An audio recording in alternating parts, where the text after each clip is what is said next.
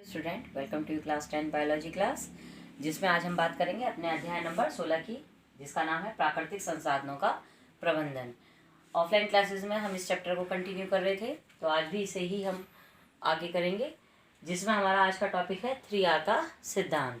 इससे पहले हमने पढ़ा था कि हमारे पास बहुत सारे प्राकृतिक संसाधन हैं, जैसे वायु है, जल है और सूर्य का प्रकाश है। बहुत सारे हमारे पास प्राकृतिक संसाधन है, अर्थात जो प्रकृति में पहले से ही उपलब्ध हैं, और ये हमारी ड्यूटी है, हमारा कर्तव्य है कि हम उसको आज भी बनाए रखें।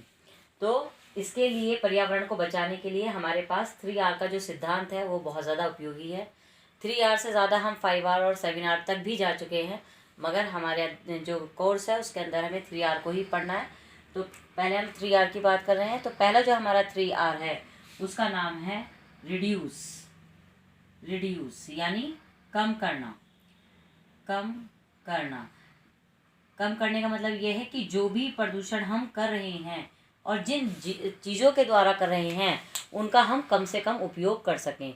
जैसे हम घर से जाते हैं सामान लेने के लिए, तो हम प्लास्टिक के बैग ले जाते हैं, वहाँ से प्लास्टिक के बैग लाते हैं, तो वो प्लास्टिक के बैग फिर हम डस्टबिन में फेंक देते हैं, और वो नालियों में जाते हैं या कहीं इकट्ठा कूड़े घर में जाते हैं, तो वहाँ पर्यावरण क्या कर रहे हैं, प्रदूषित कर रहे हैं। और उस जो प्लास्टिक के बैग्स का हम कोई दोबारा उपयोग कर नहीं सकते हैं, तो वो हमारे लिए क्या है, वो हमारे लिए एक प्रदूषण का कारक है। तो उसका हमें कम से कम उपयोग करना चाहिए। ऐसे और बहुत सारी चीज़ें हैं जो हमारे पर्यावरण को प्रदूषित कर रही हैं और हम अपने दैनिक जीवन में उसका उपयोग कर रहे हैं। तो हमें ऐसी चीज़ों का कम से कम उपयोग करना चाहिए, जिससे हमारा पर्यावरण सुरक्षित रह सके, हमारी जो प्राकृतिक संसाधन है वो भी ज़्यादा से ज़्यादा मात्रा में सुरक्षित रह सके। दूसरा है हमारा पुनः रीयूज।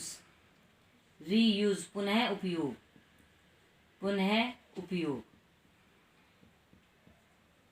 इसमें हम बात करेंगे कि हम किस तरीके से जो चीज़ें हमारे पास है दोबारा से उनका उपयोग कर सकते हैं। ये नहीं कि हमने कोई चीज़ ले ली और उसका उपयोग करा और उसको फिर हमने फेंक दिया और वो बाहर सड़क पर जाए और प्रदूषण फैलाए। इसका मतलब ये है कि हम कोई ऐसा सामान लाएं, मान लीजिए हम कोई मिठाई ला रहे हैं, तो आजकल प्लास्टिक के डिब्बे में मिल रही हैं, तो उन प्लास्टिक के डिब्बों को हम मिठाई खाने के बाद फेंकें नहीं, उनका हम यूज़ कर लें दोबारा से। हम उनका उसमें छोटे छोटे गमले बना सकते हैं, मिट्टी लगाकर उसमें पौधे उगा सकते हैं, या हम अपने घर में किसी चीज़ में यूज़ कर सकते हैं। अपनी कोई ज़रूरत की जो मम्मियाँ वगैरह हैं, जैसे वो चूड़ी रख सकती हैं, उसमें बच्चे अपने पेंसिल्स वगैरह रख सकते हैं, या अपने और जो इम्पोर्टेंट चीज़ें हैं वो उसमें रख सकते हैं। तो हम जो चीज़ें बाज़ार से ला रहे हैं हम उन्हें फेंके नहीं, जल्द से उन्हें हम रीयूज़ कर लें, हम उन्हें दोबारा से अपने उपयोग में ले आएँ। उसके बाद है तीसरा पुनः चक्रण। रिसाइकल। पुनः चक्रण यानी हम जो भी चीज़ ले रहे हैं, चक्रण यानी चक्र चलाना, तो हम ऐसी चीज़ों का यूज़ करें जो पुनः चक्रण में आ सकती हैं, यानी पुनः उनका दोबारा से उपयोग हो सकता है। जैसे हम आजकल जो प्लास्टिक की बॉटल चल रही हैं, एक्वाफीना है या आपका बिस्लरी है, उनकी अगर हम प्लास्टिक की बात करते हैं, वो बहुत हल्की प्लास्टिक है, वो उस मटेरियल से बनाई जाती है कि वो अगर हम फेंकते हैं तो उसको दोबारा से यूज़ किया जा सकता है, दोबारा से वो ऐसी बोतलों को इकट्ठा करके फैक्ट्रीज़ में ले जाया जा सकता है और उनसे दोबारा से नई बोतलों का उत्पादन किया जा सकता है। तो ऐसी चीज़ों का हमें ज़्यादा से ज़्यादा उपयोग करना चाहिए जो हम रिसाइकल कर सकें। जैसे कागज़ है, कागज़ हम घर में कॉपी ले आए, कॉपी को हमने फिल कर लिया, भरने के बाद हमने उसको फेंक दिया, रद्दी वाले को दे दिया, यानी कि तो हम क्या कर सकते हैं, रद्दी वाला क्या करेगा, उसको रद्दी वाला उसको किसी ऐसे शॉपकीपर को देगा, दुकानदार को देगा जो उससे लिफाफे बनाए।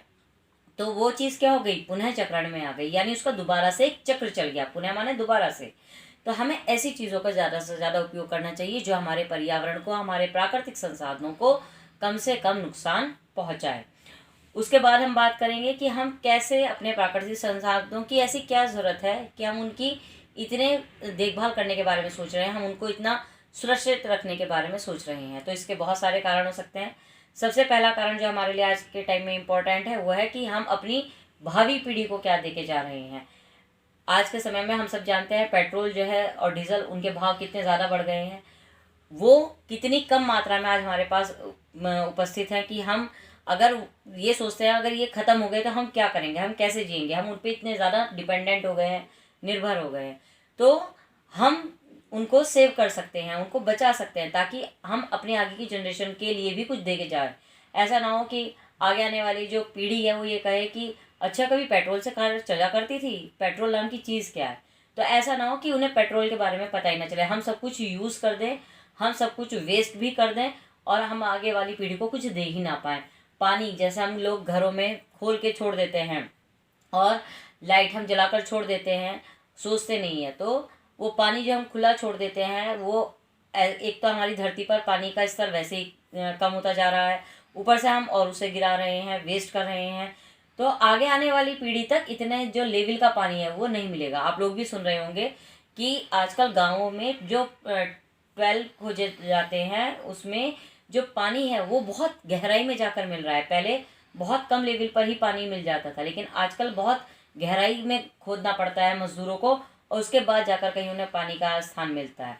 तो वो सब क्यों हो रहा है? क्योंकि पानी का स्तर गिरता चला जा रहा है, और वो किस वजह से? क्योंकि हम उसका दुरुपयोग कर रहे हैं। तो इसीलिए हम अपनी भावी पीढ़ी को, आगे आने वाली पीढ़ी को कुछ ज़्यादा से ज़्यादा दें, अच्छी चीज़ें दें। तो इसलिए हमें अपने प्राकृतिक संसाधनों के बचाव करने की बहुत ज़्यादा आवश्यकता है।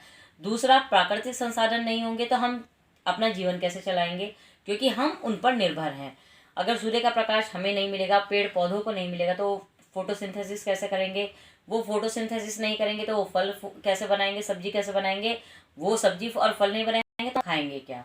तो इसीलिए हमें अपने प्राकृतिक संसाधनों की बहुत ज़्यादा बचाने की आवश्यकता है। आज के लिए इतना ही। आगे के वीडियो में हम बात करेंगे कि हम वनों के कैसे देखभाल कर सकते हैं और वनों को बचाना हमारे लिए क्यों आवश्यक है। Thank you so much. धन्यवाद क्लास।